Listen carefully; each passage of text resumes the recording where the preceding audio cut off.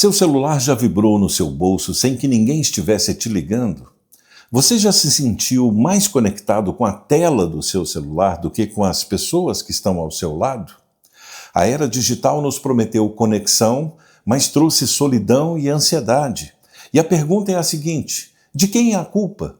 A culpa é da tecnologia ou existe alguma coisa a mais que nós não estamos vendo? Nesse vídeo de estreia dessa série, nós vamos procurar uma resposta antiga para um problema aparentemente novo. O que a Bíblia diz sobre as redes sociais? E eu tenho que começar te dizendo que a Bíblia não tem um versículo específico sobre redes sociais, mas ela tem tudo a ver com o coração humano.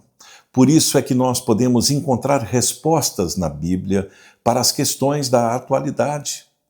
Para que a gente possa entender o que a Bíblia diz sobre as redes sociais, eu vou te contar uma história de uma festa que aconteceu há 2000 anos em Jerusalém, a Festa dos Tabernáculos, uma das maiores festas judaicas.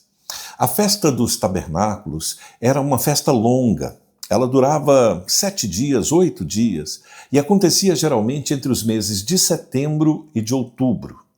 E não precisa você saber tudo o que aconteceu naquela festa, mas eu vou te contar 3 momentos, 3 cenas dessa festa. E essas cenas são importantes. A primeira cena aconteceu antes da festa. A festa estava próxima, não tinha começado ainda. Jesus estava na Galileia, e a Bíblia diz que os irmãos de Jesus se aproximaram dele e disseram o seguinte: você deve sair daqui e ir para a festa, para que os seus discípulos possam ver as obras que você está fazendo. E eles disseram também: ninguém que quer ser famoso, reconhecido publicamente, age em segredo. Os irmãos de Jesus estavam raciocinando com a lógica do sucesso, a lógica da fama, e principalmente da aparência. Ou seja, quem quer ser famoso tem que se mostrar. Não é incrível isso? Já se passaram 2000 anos e essa é a mesma lógica que hoje nos move a buscar likes e seguidores nas redes sociais. A gente não se contenta em ir a um restaurante, por exemplo, para fazer uma refeição especial. É preciso tirar uma foto daquela refeição, colocar alguns efeitos e postar nas redes sociais. Então não basta comer uma comida gostosa, a gente precisa mostrar para as outras pessoas que nós estamos fazendo aquilo.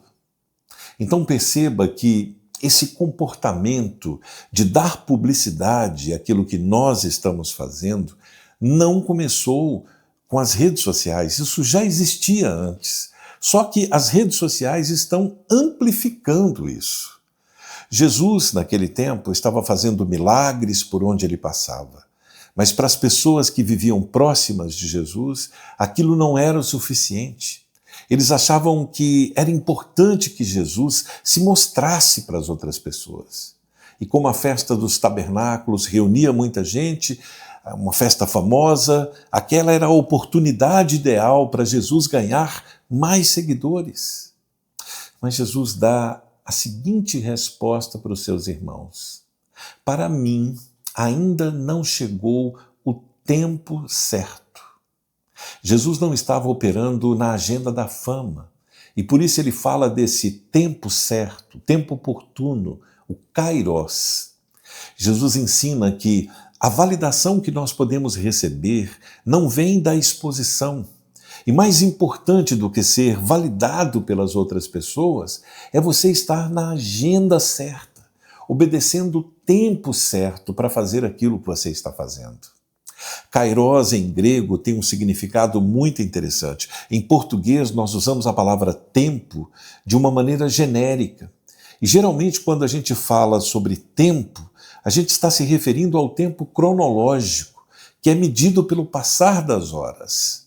Mas esse tempo kairos, ele não é um tempo cronológico, ele significa mais do que passar as horas. Significa que existe um tempo certo, um momento certo para fazer as coisas.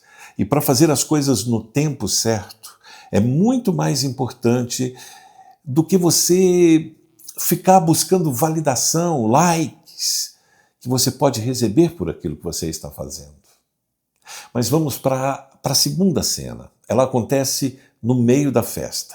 Se você continua lendo a Bíblia, vai ver que Jesus vai à festa no momento certo. E lá pelo terceiro dia da festa, Jesus vai ao templo e ele começa a ensinar as pessoas, e a reação é imediata. Admiração de uns, ódio de outros. Quem estava admirando Jesus perguntava como é que era possível que ele fosse tão instruído, apesar de não ter estudado. E quem estava odiando as palavras de Jesus, acusava Jesus de estar endemoniado. Amor e ódio se misturando ali naquele momento. Mas o que isso tem a ver com redes sociais? Nas redes sociais, nós vivemos no império das aparências. Nas redes, nós criamos personagens para nós mesmos e nós só mostramos um lado da festa, o lado do sorriso. Eu entendo que é isso que nós fazemos na rede social. A gente posta somente o lado do sorriso. E as pessoas que veem as nossas postagens, elas não conseguem perceber exatamente como nós estamos nos sentindo de verdade. Nas redes, nós nos tornamos personagens que substituem aquilo que nós estamos realmente sentindo. E o pior, hein? Nós julgamos as outras pessoas com base nessa visão parcial que a gente tem das outras pessoas. Nós vivemos de aparências e julgamos pelas aparências. E isso é uma espécie de círculo vicioso que, com o passar do tempo, nos torna pessoas superficiais. No meio dessa confusão de estar sendo julgado pelas outras pessoas, Jesus vai dar uma resposta muito forte. Ele diz assim: não julguem pelas aparências, mas façam julgamentos justos. Então você pode me perguntar: ô Cláudio, qual que é o problema de julgar pelas aparências? Existe algum problema se eu estou julgando as outras pessoas pelas aparências? E eu te respondo o seguinte: quando nós baseamos as nossas interações e as nossas percepções apenas naquilo que é mostrado, que é exibido, nós vamos desenvolvendo relacionamentos superficiais e de curta duração. E não existe espaço para que a gente expresse a nossa vulnerabilidade. Nós não temos que apresentar as nossas fraquezas e toda a complexidade da nossa vida. Nós não estamos vendo a totalidade do outro e nós também não permitimos sermos vistos em nossa totalidade. É gente lidando com gente, mas vivendo na superficialidade das aparências, vivendo num mundo que valoriza cada vez mais a imagem. O problema é que, apesar desse lugar superficial, a nossa essência, aquilo que nós somos, precisa dos olhos do discernimento e precisa do coração justo que busca a verdade. E quanto mais nós vivemos nesse território de superficialidade, mais a gente se afasta daquilo que é a essência do ser humano. Mas vamos para a terceira cena, que acontece no dia mais importante da festa. Nesse dia, no final da festa, uma procissão saía do templo com um sacerdote na frente, levando um jarro de ouro, e essa procissão ela ia até o tanque de Siloé. E lá no tanque de Siloé, um sacerdote enchia esse jarro de ouro com água e voltava para o templo para derramar aquela água no altar dos sacrifícios. O tanque de Siloé era a única fonte de água natural de Jerusalém. E a água da fonte natural significava vida, provisão. A água era um símbolo de purificação, por isso que eles usavam aquela água para lavar o altar. A água derramada no altar era uma espécie de símbolo, como se eles estivessem dizendo: nós dependemos dessa água, ela provê a nossa vida e ela é tudo o que nós precisamos. Mas veja o que aconteceu. Imagine essa cena. No meio da procissão, Jesus aparece e diz o seguinte: se alguém tem sede, venha a mim e beba.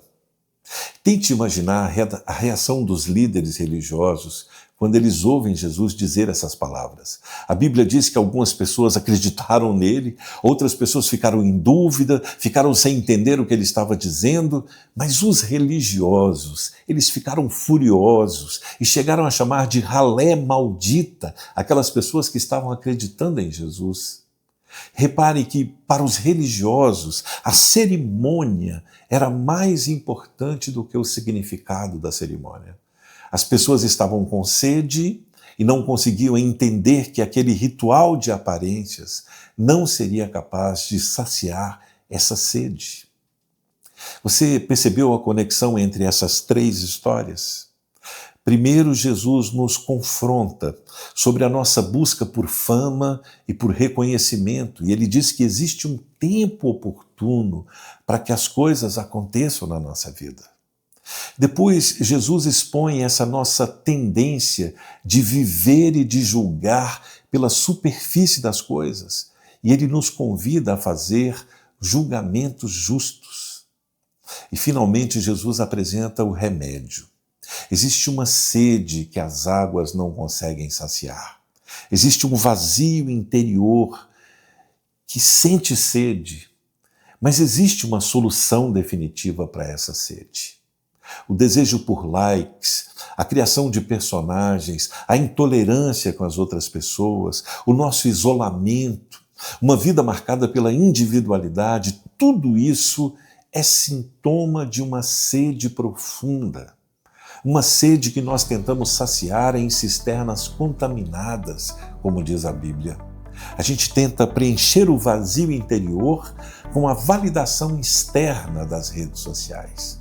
Mas isso só deixa a gente com mais sede. Há uma fonte de água viva que sacia a sede da alma. Quando nós bebemos dessa água, uma transformação acontece nas nossas vidas. E nós não vivemos mais para tentar obter a validação das outras pessoas, porque nós nos conscientizamos de que nós somos plenamente aceitos e amados por quem verdadeiramente importa. Esse canal não é para falar mal de tecnologia. Não é isso que nós queremos fazer. Mas aqui existe um convite para a profundidade e para a tomada de consciência. Nenhuma inovação tem ou vai ter a capacidade de substituir a fonte de água da vida. A transformação que nós buscamos lá fora, nos likes, nos comentários, na verdade ela começa dentro de nós, se nós estamos bebendo da fonte de água viva. Por isso esse vídeo é um convite para você refletir. Onde você tem buscado saciar a sua sede? Nas redes sociais? Então permita você que a resposta sincera a essa pergunta chegue ao seu coração. E se você quiser, escreva aqui nos comentários qual é a sua resposta. Esse é o primeiro vídeo da série onde nós vamos buscar na Bíblia as respostas que ela tem para as questões do nosso tempo. Porque esse é o canal onde nós falamos sobre fé e tecnologia. Na próxima semana vamos continuar essa jornada e eu convido você para o nosso próximo episódio. Na próxima quarta-feira, às 6 da tarde. Eu te espero. Até lá!